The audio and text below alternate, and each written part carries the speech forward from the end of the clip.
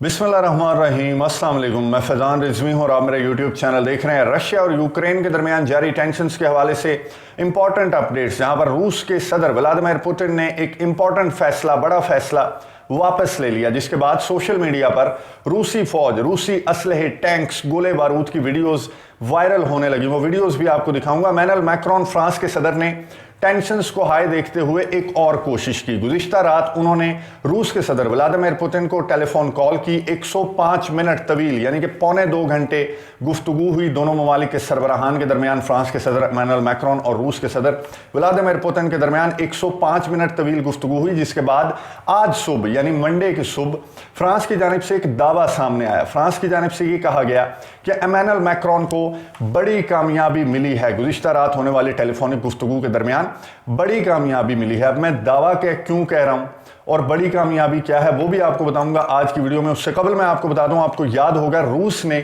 चंद रोज कबल अनाउंस किया था कि वो अपनी मिलिट्री ड्रिल्स को वाइंड अप कर रहा है। इख्तिताम पजीर हो रही हैं मिलिट्री ड्रिल्स बेलारूस से भी, यूक्रेन के बॉर्डर से भी और ब्लैक सी की साइड पर क्रीमिया से भी। रूस ने यह अनाउंस किया था कि वो मिलिट्री ड्रिल्स को खत्म कर रहा है, लेकिन नेटो ममालिक और अमेरिका, बरतानिया मानने को तैयार नहीं थे। तो रूस की जानिब से कुछ वीडियो सबूत भी जारी किए गए थे, जिसमें ये दिखाया गया था कि टैंक्स लोड हो रहे हैं। वो मैंने आपके साथ शेयर की थी और रूस ने ये बताया था कि घबराएं नहीं, मिलिट्री ड्रिल्स इख्तिताम पजीर हो गई। लेकिन अब जो कुछ चल रहा है डॉनबास और यूक्रेन के दरमियान, जो सीज फायर वायलेशंस हो रही हैं, अब मैं आपको ये क्लियर कर दूं यहाँ पर, क्योंकि मैं बहुत सारे यूट्यूब चैनल्स को देख रहा था कि वो उन्होंने जंग लगवाई हुई थी। ये जंग नहीं है, ये डॉनबास और यूक्रेन के दरमियान ये सीज फायर वायलेशंस हैं। इनका एक सीज फायर, जंग बंदी का एक मुआहदा है जो कि 2014 में तय पाया था। तो ये सीज फायर वायलेशंस हैं। जैसे भारत और पाकिस्तान के दरमियान एक सीज फायर मुआहदा है, एक जंग बंदी का मुआहदा है, लेकिन आए रोज उसकी जो वायलेशंस हैं वो सामने आती रहती हैं, तो उसे जंग नहीं कहते। ये सीज फायर वायलेशंस हैं, जंग बंदी मुआहदे की खिलाफ वर्जियां हैं जो आजकल बहुत ज्यादा हो रही हैं। गुज़िश्ता साल का मैं आपको बताऊं 1600 सीज फायर वायलेशंस रिपोर्ट हुई थी डॉनबास और यूक्रेन के दरमियान। तो क्या कहेंगे हम कि जंग हो रही थी 2021 में भी? नहीं। इस बार क्या हुआ कि सिर्फ सैटरडे के रोज एक दिन के अंदर 16 सीज फायर वायलेशंस रिपोर्ट हुई डॉनबास और यूक्रेन के अंदर। तो बहुत ज्यादा जंगबंदी मुआहदे की खिलाफ वर्जियां की जा रही हैं, जो कि जंग की जानिब धकेल सकती हैं रूस और यूक्रेन को। इन दोनों ममालिक के दरमियान अगर कोई कॉन्फ्लिक्ट है तो वो इसी डॉनबास के इलाके का है, क्योंकि यहां पर रशियन एथनिसिटी के लोग बहुत ज्यादा रहते हैं। बहरहाल ये जो सीज फायर वायलेशंस ज्यादा होने लगी तो रूस ने अपना फैसला वापस ले लिया। रूस ने यह कहा कि वो बेलारूस से, यूक्रेन के बॉर्डर से, ब्लैक सी, क्रीमिया की साइड पर अपनी मिलिट्री ड्रिल्स को जारी रखेगा जब तक ये जो मुआहदा 2014 में एक सीज फायर मुआहदा तय पाया था यूक्रेन और डॉनबास के दरमियान, मिन्स्क एग्रीमेंट उसे कहते हैं।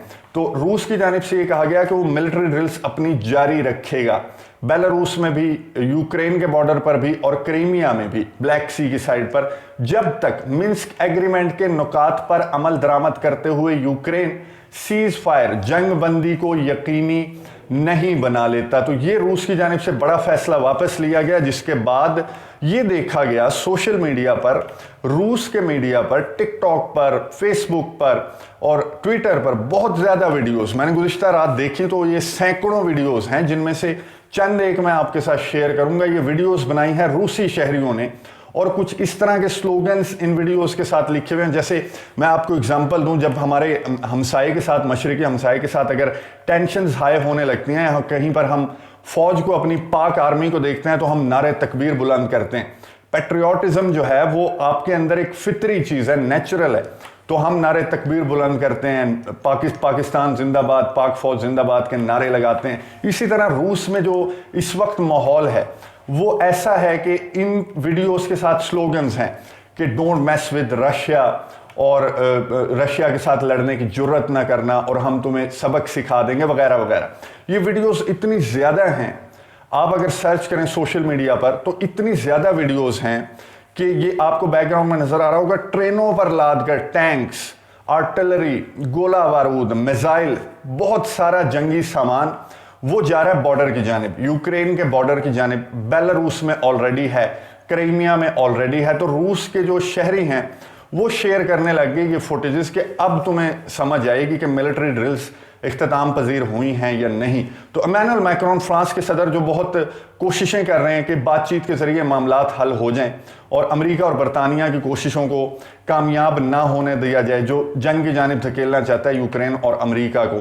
तो इमैनुअल मैक्रोन ने गुज़िश्ता रात क्या किया, उन्होंने टेलीफोन कॉल की रूस के सदर व्लादिमीर पुतिन को। 105 मिनट तवील कॉल थी, पौने 2 घंटे की गुफ्तगू हुई और उस गुफ्तगू के दौरान एक तो ये सीज फायर वायलेशंस डिस्कस हुई और जो मिलिट्री ड्रिल्स जारी रखने का फैसला किया गया रूस की जानिब से, उस पर बात हुई। व्लादिमीर ज़ेलेंस्की जो कि तकरीबन दर्जन बार कह चुके हैं कि जी रूस के सदर से मुझे मिलवाएं।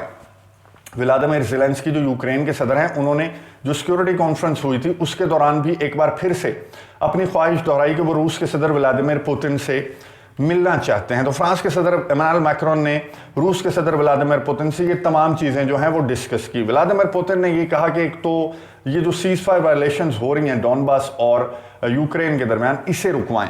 ज़ेलेंस्की से कहें, यूक्रेन के सदर से, कि मेरे से मिलना छोड़, मेरा और तेरा कोई, मैंने तेरे साथ मिलकर क्या करना है। मेरा जो मामला है वो नेटो पर एतराज़ है, नेटो फोर्सेस पर एतराज़ है, नेटो में दीगर कंट्रीज़ की शमूलियत पर एतराज़ है। तो क्या आप मेरे मुतालबात सुन के मेरे तहफ़्फ़ुज़ात दूर कर सकते हैं? नहीं, आप फोकस करें डॉनबास और यूक्रेन के दरमियान जो सीज़ फायर वायलेशंस हो रही हैं उसे कंट्रोल करें, इससे पहले कि बहुत देर हो जाए। दूसरा, उन्होंने इमैनुअल मैक्रोन से ये कहा कि मेरे तहफ़्फ़ुज़ात, मेरे मुतालबात, 2 मुतालबात हैं, उन पर कान धरें वरना बहुत देर हो जाएगी। तो इमैनुअल मैक्रोन ने बहरहाल 105 मिनट गुफ्तगू करने के बाद खामोशी थी। गुज़िश्ता रात कोई ऐसी खबर नहीं थी, सिर्फ टेलीफोन कॉल और इसकी डिटेल्स शेयर की गई थी। लेकिन अब फ्रांस की जानिब से मंडे की सुबह दावा किया गया है। दावा मैं क्यों कह रहा हूं मैं आपको बताता हूं। फ्रांस ने बहरहाल ये कहा है कि इमैनुअल मैक्रोन ने गुफ्तगू की व्लादिमीर पुतिन के साथ और उसमें इमैनुअल मैक्रोन कामयाब हो गए। बहुत बड़ी कामयाबी है कि उन्होंने मीटिंग फिक्स करवाई है। किसकी?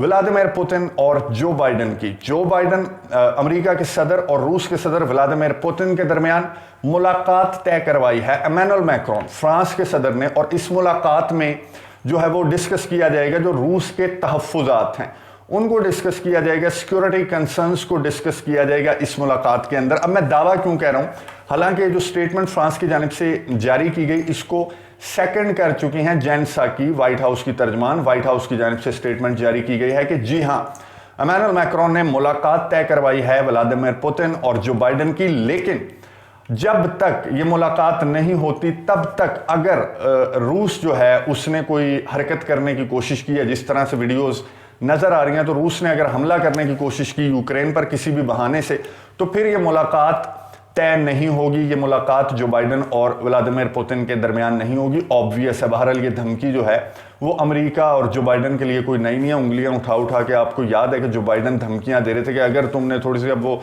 बेलारूस में भी मिलिट्री ड्रिल्स चल रही हैं, यूक्रेन के बॉर्डर पर भी चल रही हैं, क्रीमिया में भी चल रही हैं, इतनी फुटेजेस, हज़ारों फुटेजेस गर्दिश कर रही हैं, किधर गई तुम्हारी वो उंगली कि मैं तुम्हें बताऊंगा।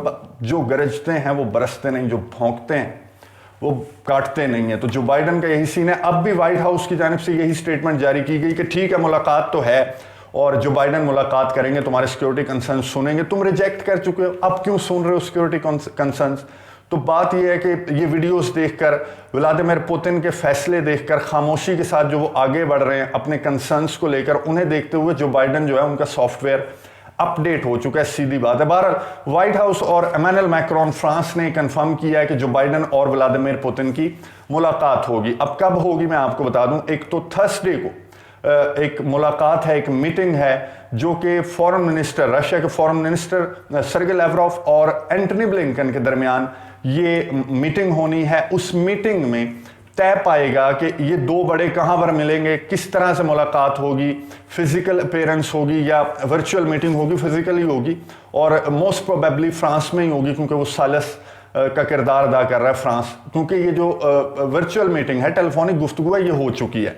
व्लादिमीर पुतिन और जो बाइडन के दरमियान ये टेलीफोनिक गुफ्तगू हो चुकी है। अब मुलाकात होनी है बाकायदा, जो कि थर्सडे को जो सर्गे लैवरोव और एंटनी ब्लिंकन हैं उनके दरमियान होने वाली मीटिंग में ये तय पाएगा कि ये 2 बड़े कहाँ मिलेंगे, कौन सा सही वक्त है। लेकिन अमेरिका ने क्लियर किया कि उससे पहले अगर कोई हरकत करने की कोशिश की, क्या पता अमेरिका ही खुद ही कर दे और रूस पर नाम लगा दे। जो ये वायलेशंस हो रही हैं डॉनबास में, उसमें भी एक दूसरे पर इल्ज़ाम लगाए जा रहे हैं। डॉनबास वाले कह रहे हैं कि उधर से बरतानिया और अमेरिका के कुछ बंदे हमने पकड़े हैं जो कि इस तरह की कार्रवाइयां करने की कोशिश कर रहे थे। और उधर से यूक्रेन कह रहा है कि जी ये जो सेपरेटिस्ट हैं रशियन बैक्ड, उन्हें रशिया जो है वो धक्के लगा रहा है कि जाओ हमला करो ताकि हम फिर जंग स्टार्ट करें। बहरहाल अब ये मुलाकात थर्सडे को तय पा जाएगा कि कहां पर होनी है, किस वक्त होनी है, और इसमें जो बाइडन और व्लादिमीर पुतिन डिस्कस करेंगे रूस के सिक्योरिटी कंसर्न्स को। और इधर जो कुछ यूक्रेन में चल रहा है उसे रूस के सदर व्लादिमीर पुतिन ने इमैनुअल मैक्रोन को कहा कि आप ज़ेलेंस्की से बात करें और उसे कहें कि ये चीज़ें कंट्रोल करें इससे पहले कि बहुत देर हो जाए। अब इस मुलाकात में क्या तय पाता है, मैं आपको ये बता दूं कि मुलाकात इसकी हामी भरी जो बाइडन ने अभी तक क्रेमलिन की जानिब से कंफर्म नहीं किया गया। मैं इसलिए दावा इसलिए कह रहा हूं क्योंकि गुज़िश्ता जो मुलाकात हुई थी इमैनुअल मैक्रोन और व्लादिमीर पुतिन के दरमियान, उसमें भी इमैनुअल मैक्रोन ने दावा किया था बहुत बड़ा, लेकिन क्रेमलिन ने, रशिया ने, मॉस्को ने उस दावे को गलत कह दिया था। तो अभी तक क्रेमलिन की जानिब से कोई रद्द-ए-अमल सामने नहीं आया इमैनुअल मैक्रोन फ्रांस के इस दावे पर जिसे व्हाइट हाउस ने सेकंड किया। अभी तक रूस ने ये नहीं कहा कि हाँ जी मीटिंग के लिए हमने हामी भर दी है। तो जो ही रूस की जानिब से अपडेट किया जाता है तो वो भी आपको बताऊंगा। इस मुलाकात में जिसकी हामी भरी है जो बाइडन ने, तो इसका मतलब यह है कि जो बाइडन लचक दिखाएंगे। और जो बाइडन का सॉफ्टवेयर अपडेट हो चुका है, जो उंगलियां उठा कर धमकियां दे रहे थे वो सिर्फ गरज रहे थे, बरसने का कोई मूड नहीं है। बरसने का जिसका मूड होता है वो इस तरह से आगे बढ़ता है जैसे कि व्लादिमीर पुतिन आगे बढ़ रहे हैं। बहरहाल इस मुलाकात पर, इन मामलात पर नजर रखेंगे, आपको अपडेट्स देता रहूंगा। अगली वीडियो तक के लिए इजाजत दीजिए। अल्लाह हाफिज।